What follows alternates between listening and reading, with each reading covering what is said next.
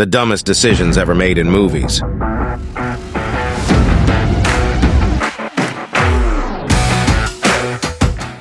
In a horror movie, running up the stairs rather than out the door, having a dramatic meltdown over a little misunderstanding in a romantic comedy. While making for fantastic entertainment, bad movie choices can sometimes drive spectators nuts. Following are 20 of the worst decisions made by movie characters. There will, of course, be significant spoilers. The Texas Chainsaw Massacre, 1974, Picking Up Hitchhikers. Teenagers are known to make poor decisions. However, teenagers in horror films are a totally different species. Even though the 1970s were a different era, Sally and her pals ought to have known better than to let a suspicious-looking wanderer to ride along with them. Fortunately for us, their bad choices resulted in a horror classic and a hugely successful franchise, filled with other young people making terrible decisions. Trying to cover up his affair. Gone Girl, 2014. If you admit to the police that you had an affair with one of your students after your wife goes missing, you'll come across as suspect.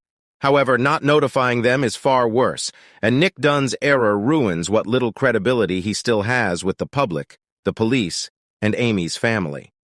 While Nick's actions may appear foolish, they are not out of the ordinary. Several media sites have compared Gone Girl to actual criminal investigations, such as the case of Scott Peterson, who also lied about his affair after his pregnant wife vanished. Helping Standard Drive, 2011. Ryan Gosling's nameless driver character in Drive might not talk much, but his actions speak loudly. His choice to help Standard start fresh by completing one last burglary is pretty selfless, considering the fact he's motivated by a desire to make sure Irene and her son can have a stable life, despite his clear romantic interest in her. However, this decision also plunges the driver into a world of violence he barely escapes from alive. Moving into a murdered family's house. Sinister, 2012. While some fans consider him Sinister's true villain, at the very least Ellison isn't winning any Father or Husband of the Year awards. After all, he moved his wife and kids into a house where another family had recently been slaughtered in order to write a book about said family, and didn't even tell his wife.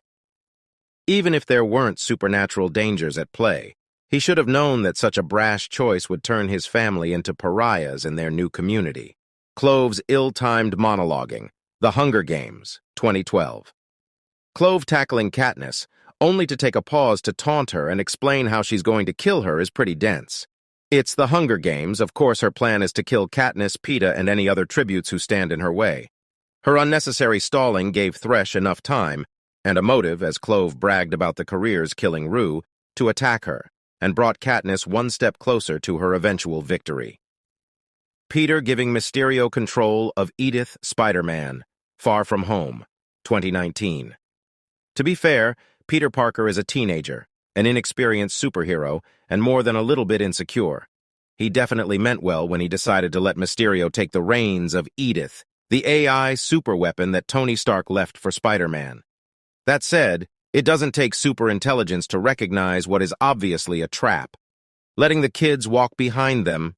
A Quiet Place, 2018. In the world of A Quiet Place, poor choices are abundant. Take, for example, deciding to expand your family given the fact that A, there are alien monsters who kill based on sound, B, babies are notoriously noisy, and C, giving birth naturally in complete silence is a very hard thing to do. All that aside, the first decision we see Lee and Evelyn make is a pretty stupid one, letting their kids walk behind them during their excursion into town. The smartest way to do things would be to have one parent in front and the other in the back, and that wise formation may have saved the family from the tragic loss of their son. Climbing out of the apartment. Good Time, 2017. Good Time is a fast-paced, one-mistake-a-minute kind of movie. From taking the wrong prisoner out of the hospital to the robbery that sets the film into motion in the first place, protagonist Connie makes no shortage of unwise decisions.